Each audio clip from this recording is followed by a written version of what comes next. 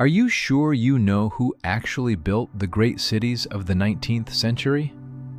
Then explain one simple thing. Why do we see grand palaces, cathedrals, and embankments in old photographs that look as if they were created by a civilization of an unattainable level, while right next to them, filth, carts, poverty, and people who look nothing like the masters of this world? Write where you're watching from and subscribe to the channel. Thank you. Why do the ground floors of old buildings seem deliberately buried underground? Why does official history speak of great construction projects, but hardly shows the technologies without which these projects would have been simply impossible? Why do masses of parentless children suddenly appear all over the world, followed by a new picture of the past being forced upon us? Today, we'll examine what textbooks prefer to keep silent about. We'll look at photographs, numbers, architecture, strange coincidences, and facts that send a chill down your spine. And the further we go, the more terrifying the thought becomes that perhaps 19th century people didn't build this world, but merely occupied it, after something so massive that the memory of it had to be burned out of history for entire generations. But the eeriest part isn't even that. The eeriest part is that by the end, you'll see the bigger picture, and then you won't be able to pretend that all of this is just random oddities. Have you ever looked at old 19th century photographs, not just glancingly, but truly attentively? Not as textbook illustrations, but as evidence. Try doing it now. Take your time. Examine every detail. The people's faces, their clothing, what's happening around them. And suddenly, a strange feeling arises. Something doesn't add up here. Before you are grand buildings, stone giants with columns, domes, intricate geometry, architecture that takes your breath away even today, perfect lines, a scale that overwhelms, craftsmanship with materials that's hard to replicate even with modern technology. Now lower your gaze a bit, to street level.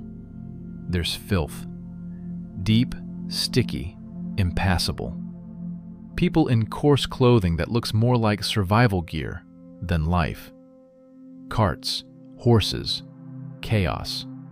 A complete absence of the environment you'd expect to see next to such architecture. And here arises the main question. How could a civilization capable of creating such structures live in such a primitive reality? Why is there a broken road next to a perfect granite column? Why is there a complete lack of basic comfort next to thoughtful engineering? Why do people look not like the creators of this world, but like random passersby who found themselves in it? This isn't just a quirk, it's a rupture. And the longer you look, the stronger it feels. As if what's before you isn't a single picture, but two different realities superimposed on each other. One, high-tech and deliberate. The other, simple, crude, and seemingly alien to this space.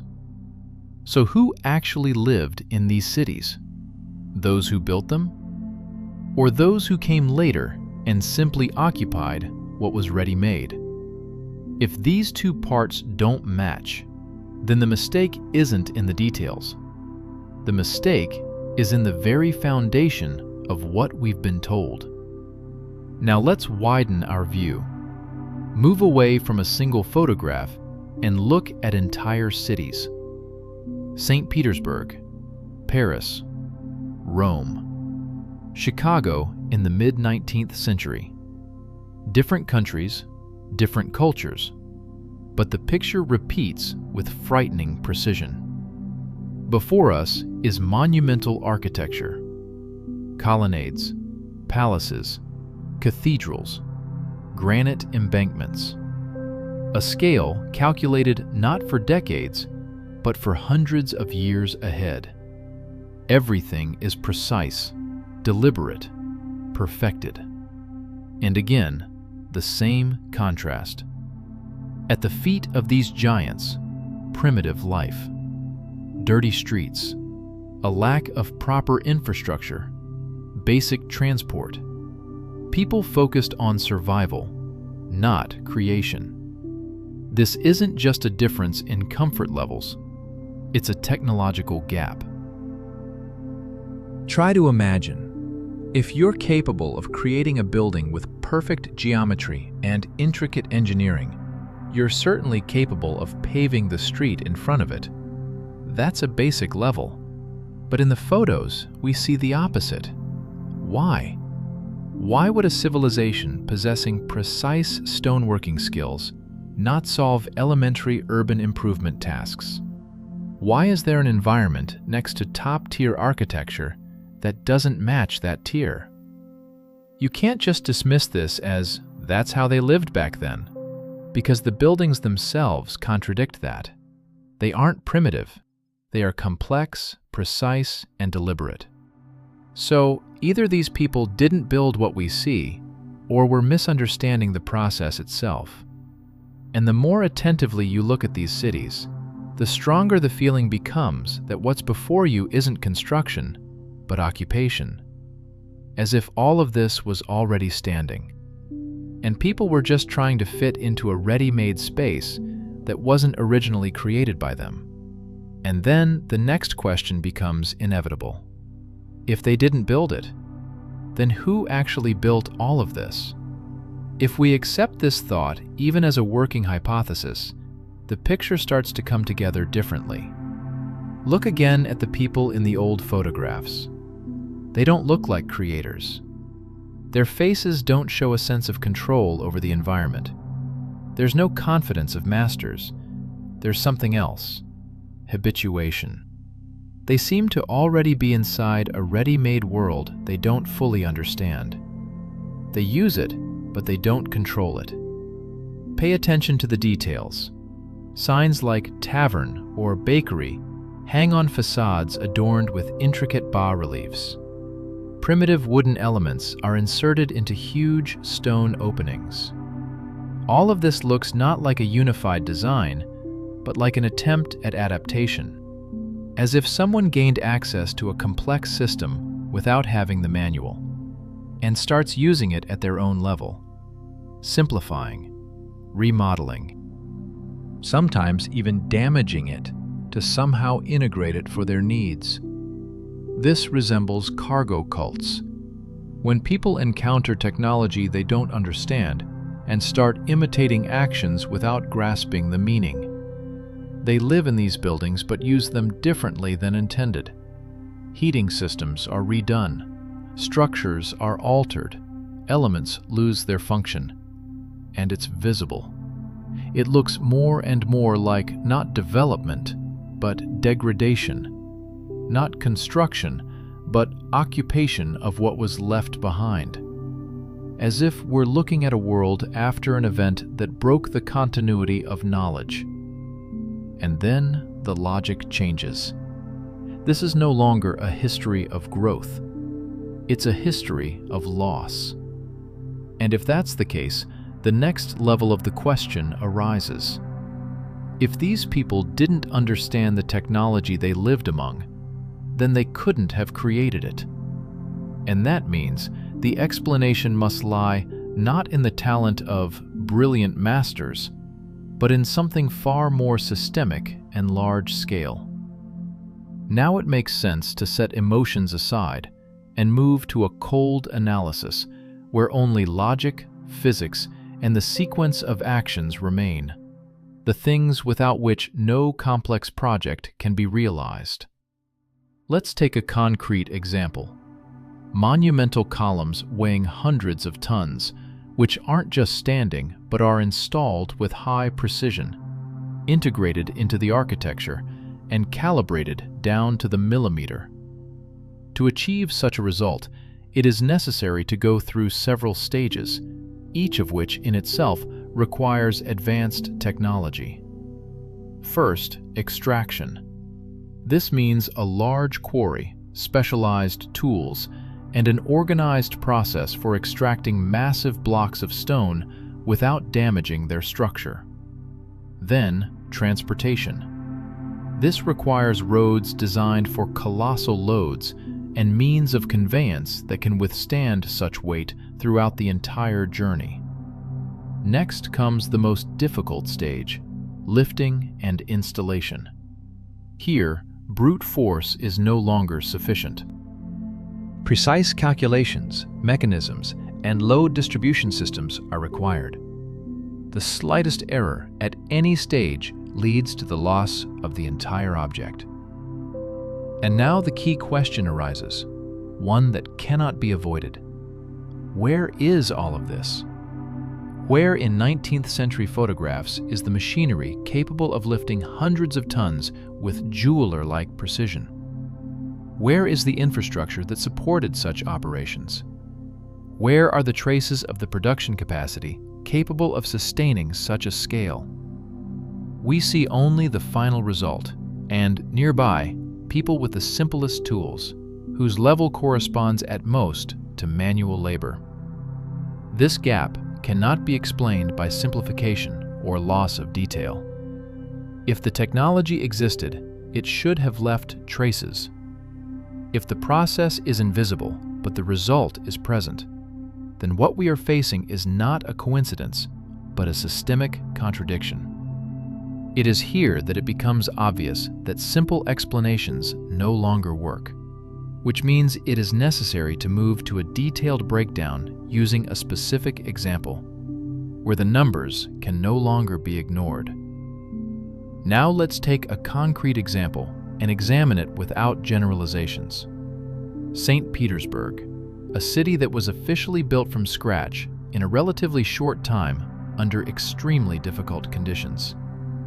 We are told that thousands of people in a harsh environment were able to build an entire capital, and not just a collection of buildings, but an architectural complex of the highest level. But if we remove the elegant phrasing and look at the volumes, the picture becomes entirely different. We are talking not about thousands, but about millions of bricks. Moreover, they are identical in quality, strength, and geometry. To produce such a volume, non-stop manufacturing is required.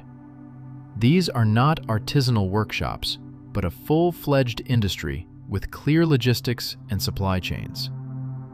Then the next layer of the problem arises: fuel. Firing bricks requires an enormous amount of energy. If the scale increases many times over, fuel consumption grows proportionally. And here a peculiarity appears. If you look at old maps and images of the surroundings of Petersburg from that time, you can notice that there were no dense forests in the immediate vicinity. The territory appears quite empty. So where did the resources for producing such a quantity of building material come from? Transporting timber over long distances across roadless terrain turns the process into an extremely costly and slow one.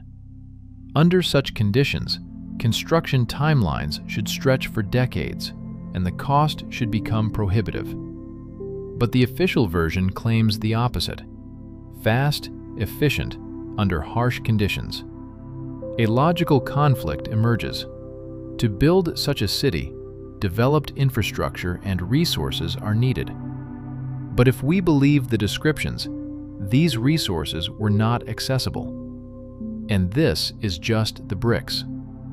If at this stage the calculations already begin to falter, then when moving to more complex materials, such as granite, the contradictions should become even more evident. If serious questions already arise with bricks, then when moving to granite, the situation becomes even more complicated. Because here we are talking not just about quantity, but about the quality of processing, which requires an entirely different level of technology. Just look at the embankments of St. Petersburg. Kilometers of granite blocks, perfectly fitted together. There are practically no gaps between them, and the surface looks as if it was processed not by hand, but with high-precision tools. Granite is one of the hardest rocks. When working with it, it does not cut like a soft material, but crumbles and chips. Achieving a flat plane with impact tools is extremely difficult, and achieving a perfect fit for multiple blocks is nearly impossible without machine processing. But that's not all. Look at the columns. Huge cylinders with perfect geometry and a smooth surface. This is not just processing. It is a precise shape maintained along the entire length. To create such an object, it is necessary either to rotate the workpiece or to move the tool with high stability. Both options require complex equipment. Add polishing to this. The surface of the columns reflects light as if it were polished, using technologies that ensure uniform pressure and speed. Achieving such a result manually on such a scale is practically impossible. And there is another telling example, the so-called Tsar bath, a monolithic granite structure with thin walls and a smooth inner surface. Any error during processing could lead to the destruction of the workpiece, making the manual method extremely risky. All of this points to one thing. We are looking at traces of technologies that do not fit the level of tools attributed to that era. And if such technologies were indeed used, the next question arises, becoming increasingly pressing. Where did the equipment capable of creating such things disappear? And why are there no obvious traces of it left? Even if we momentarily close our eyes to the question of technology, another layer remains that cannot be ignored: the very logic of the architecture and its suitability for humans. Look at the proportions. Ceilings 5 and sometimes 6 meters high. Huge arched openings. Doors with handles positioned at chest level or higher. Staircases with unusually high steps, uncomfortable to climb at a normal pace. If we imagine that all of this was created for the people of the 19th century, a logical question arises: why? All construction follows the logic of convenience and efficiency, especially in a cold climate. The lower the ceiling, the easier it is to retain heat. The more compact the space, the lower the heating costs. This is basic physics that cannot be ignored. But in these buildings, we see the opposite. Huge volumes that are difficult to heat. Spaces where warm air rises to the top, leaving cold air below. If such buildings were built for everyday life in a harsh climate, their architecture would be different, more practical, more economical. However, reality tells a different story. It feels as if these parameters were originally calculated not for the conditions in which the buildings are used now, either for a different climate or for different principles of how the spaces themselves function. And here, another peculiarity arises. Some elements, which today are perceived as fireplaces or stoves, have a design poorly suited for ordinary fuel burning. Their use in the conventional mode may be inefficient or even unsafe. This suggests that the original purpose of these systems may have been different from how we use them now. If the architecture doesn't match the living conditions, it means either the conditions have changed or we are using these buildings differently than they were originally intended. And then the next question goes even deeper. What exactly changed? The environment or our understanding of these structures? If we continue looking not at the facades, but at what lies below eye level, the picture becomes even stranger. We're talking about so-called sunken floors, which can be found in practically every old city. Notice the buildings where windows are right at ground level or even below. Often, these are full-fledged windows with frames, normal proportions, and traces of finishing. They don't look like technical openings or ventilation. These are elements designed for ordinary use, but today, they are either partially buried or completely submerged beneath a layer of soil. The official explanation sounds simple: the cultural layer. Supposedly, over dozens or hundreds of years, the ground level gradually rose due to the accumulation of debris, dust, and remnants of daily life. At first glance, this seems logical, but when you consider the scale, questions arise. For the ground level to rise by several meters, a colossal volume of material is required. This cannot happen unnoticed and uniformly, especially in an urban environment where the area is constantly used and cleaned. Moreover, these layers often contain homogeneous material resembling clay, not a chaotic mix of household waste. This paints a different picture. Clay is a sedimentary rock typically transported by water. For it to cover a city to such a depth, a powerful flow, capable of moving enormous masses of soil simultaneously, would be necessary. And then another version of events emerges. Not gradual accumulation, but a single event that changed the surface level. If we imagine that cities were partially buried under a layer of sediment over a short period, many things start to make sense. And then these basements cease to be basements. They become former first floors. And this changes the perception of an entire city. Because in that case, what we see is not just old buildings, but a space that has experienced an event that radically altered its structure. And then the next question becomes inevitable. If this happened, what became of those who lived here before that moment?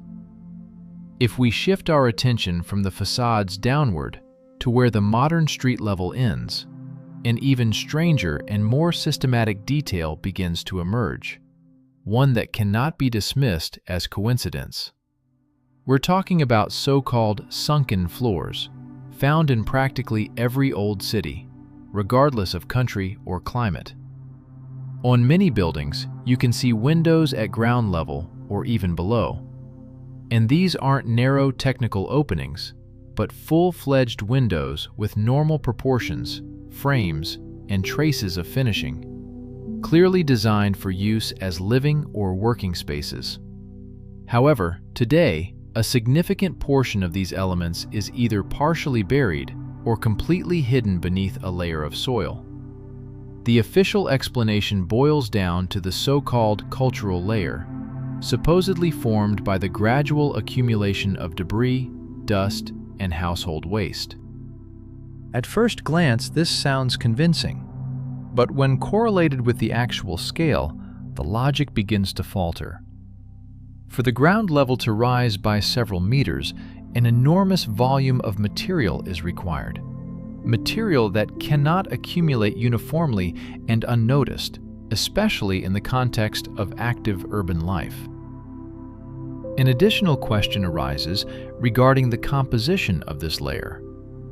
In many cases, it's not mixed waste, but a fairly homogeneous mass resembling clay. And this is no longer a product of daily life, but a sedimentary rock formed by soil transported by water. This type of deposit points not to a gradual process, but to an event involving the powerful movement of masses. If we consider this version, the picture changes. What we see is no longer a slow rise in street levels, but the consequences of a single event capable of partially burying the lower levels of buildings. In this case, so-called basements cease to be originally designed spaces and become former first floors, now lying below the new surface. And then the perception of the urban environment fundamentally shifts, because we're no longer talking about just old buildings, but about a space that has experienced an event that radically altered its structure and level. And this inevitably leads to the next question, which can no longer be avoided. If such an impact truly occurred, what happened to the people who were here at that moment? If we assume that some event could have abruptly changed the environment and partially overwritten cities, then the next logical step is to look not at the buildings, but at the people, specifically their numbers and dynamics. And here, another layer of inconsistencies emerges, one that can no longer be explained by architecture or local processes. Open data on Earth's population growth. For a long time, the curve remains relatively smooth, almost horizontal, and then, around the 19th century, there's a sharp upward spike. We're told this is due to advances in medicine, improved hygiene, and general progress. However, when correlated with the actual conditions of that era, a contradiction arises. The medicine of that time was extremely primitive. Practices were crude, sanitary norms were just beginning to form, and living conditions in cities left much to be desired. In such circumstances, a sharp and massive increase in population seems, at the very least, strange. Moreover, additional facts emerge that reinforce this impression. In various countries, large numbers of children without parents were recorded. Large orphanages were established, and resettlement programs were launched, distributing thousands of children across different regions. This phenomenon doesn't look like a local problem, but rather a systemic process. And here, a key question arises. Where did so many children without adults come from simultaneously? If this were due to a large-scale conflict or epidemic, it should have been reflected in historical sources as a global-scale event. But nothing of the sort exists in the official version. Ultimately, we get another discrepancy. On one hand, there's a sharp population increase. On the other, there's no clear mechanism that could have enabled it under those conditions. And if architecture hints at a lost civilization, then demographics begin to suggest that human history during this period may have been far more complex than commonly believed. If we gather all observations into a single line, it becomes clear that we are not dealing with isolated oddities, but rather a system of signs pointing to a possible large-scale event, traces of which are scattered across various sources. And one such source is the descriptions of destruction recorded in different cities. Take the major fires of the 19th century, officially explained by domestic accidents or military actions. Yet in a number of cases, eyewitnesses describe details that don't quite fit the framework of an ordinary fire. We're talking about strange glows, rapid spread, and destruction affecting not only wood, but also more resilient materials. Looking at some surviving structures, you can notice areas where brick or stone appears as if subjected to extremely high temperatures. In certain spots, the surface seems melted, something difficult to explain under standard fire conditions. Additionally, certain fortifications raise questions. Their shape and placement often don't align with classical defense logic, instead resembling structures designed to distribute loads or interact with external forces. If we combine these observations, a version emerges in which the destruction might not have been linked solely to fire in the conventional sense, but to more complex processes capable of affecting materials differently. And here another important point appears. After such events, history records not a return to previous levels, but a gradual shift towards simpler solutions. Technologies seem not to advance, but to be replaced by more primitive alternatives. This creates the impression that after a certain turning point, what occurred was not modernization, but a simplification of the environment. And if that is indeed the case, then the next question becomes key. Why, after the presumed destruction, was there no return to former technologies, but instead a consolidation of a simpler model of development? If, after the supposed rupture, technologies were not restored but replaced by simpler solutions, then it's not just about loss, but about substitution. And here, attention inevitably shifts to the buildings themselves, today considered religious or administrative, which, upon closer inspection, raise questions about their original purpose. Look at major temples and cathedrals. Domes, spires, complex metal structures at their peaks. Gilded elements that conduct electricity exceptionally well. All this forms not just an architectural image, but a system that could have interacted with the environment differently than is commonly believed today. Moreover, many elements now perceived as decorative or symbolic have clear geometry and repetition, characteristics of engineering solutions. Their form is not accidental, but follows a certain logic. It's also interesting how these buildings are used today. In most cases, they serve functions that don't require such structural complexity. Vast volumes of space, intricate systems of vaults and domes offer no obvious advantage for the tasks attributed to them. This creates a sense that the original function may have differed from the current one. If we assume that some elements were lost or dismantled, and the buildings themselves adapted to new purposes, then it becomes clearer why we see a mismatch between form and use.